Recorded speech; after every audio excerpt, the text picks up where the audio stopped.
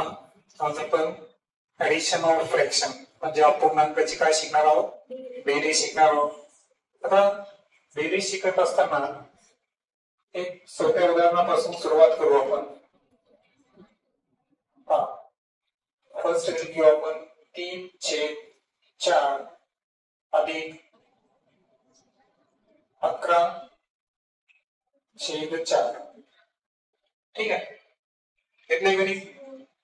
आता या अपूर्णांकाचं वैशिष्ट्य काय माहितीये का, की दोन्ही ठिकाणी छेद सारखा आहे. कसा आहे?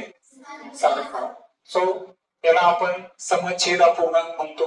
बरोबर आहे का? म्हणजे कॉमन डिनोमिनेटर असणारा हा काय आहे, किंवा सेम डिनोमिनेटर असणारा हा फ्रॅक्शन आहे.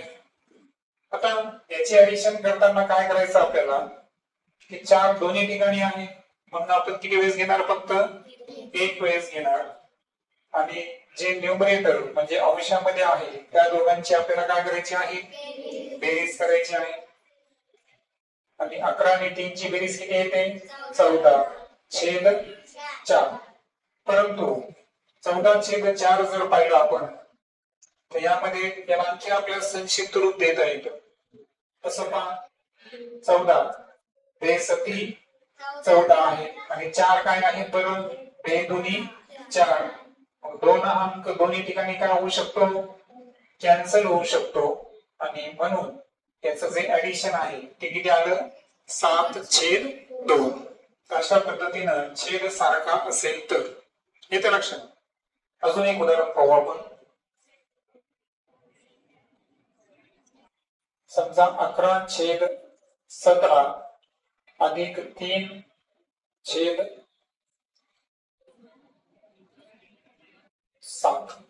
ओके, सॉरी 17 घेऊ आपण. आता इथे काय आहे सांगा, दोन्ही ठिकाणी छेद सारखा आहे म्हणजे समछेद अपूर्णांक आहे. म्हणजे डिनोमिनेटर कसा आहे यांचा, सेम. डिनोमिनेटर सेम असेल तर किती वेळेस घ्यायला सांगितलं, एकाच वेळेस. आणि न्यूमरेटरची काय करायची तुम्हाला, बेरीज सांगा. 11 आणि 3 ची ऍडिशन किती येईल, 14 आणि खालचा 17 ऍज इट इज. बरोबर, ही सोपी पद्धत आहे. आता मला सांगा याच्यामध्ये संक्षिप्त होऊ शकतं का, तर 14 आणि 17 यामध्ये 17 हा काय आहे, मूळ संख्या आहे. जिथे मूळ संख्या असते दोघांपैकी अंश किंवा छेद दोन्ही पैकी एका ठिकाणी जर मूळ संख्या असेल तर तिथे काय पडत नाही, ते संक्षिप्त रूपच असतं, त्याच्यानंतर त्याचे अवयव पडत नाहीत. आता हे झालं. आता भिन्नछेद अपूर्णांकाची बेरीज कशी करायची ते आपण पाहू. तिसरं गणित काय करू आपण, 1/2 अधिक 3/5. ठीक आहे.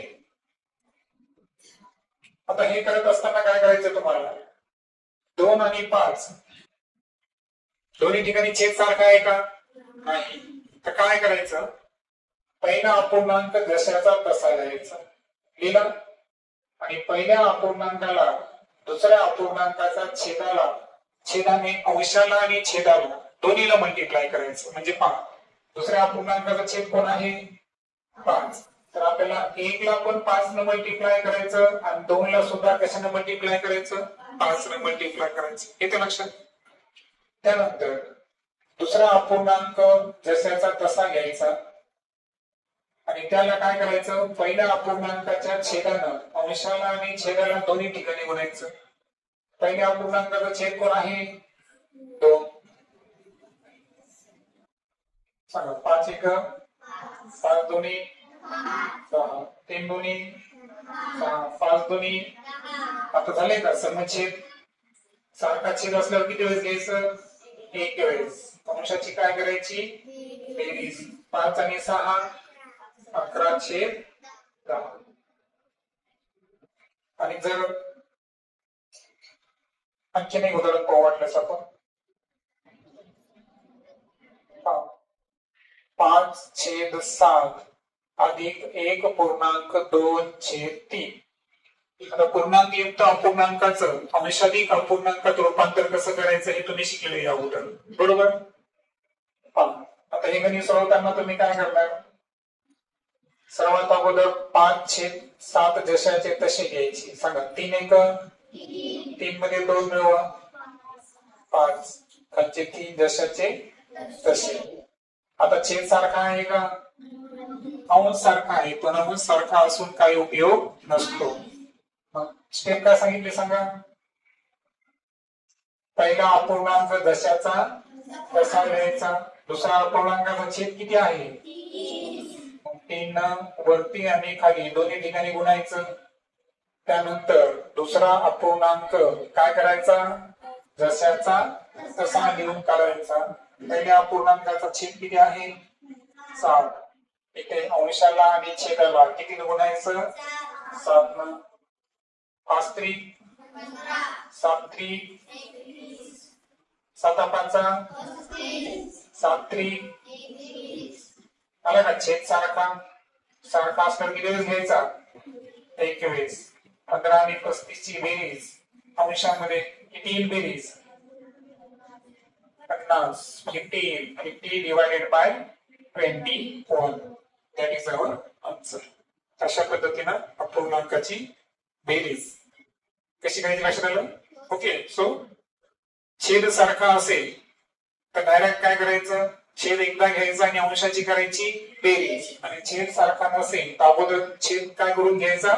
सारखा करून घ्यायचा. सो ही आहे ऍडिशन ऑफ फ्रॅक्शन है ना, अपूर्णांकाची बेरीज.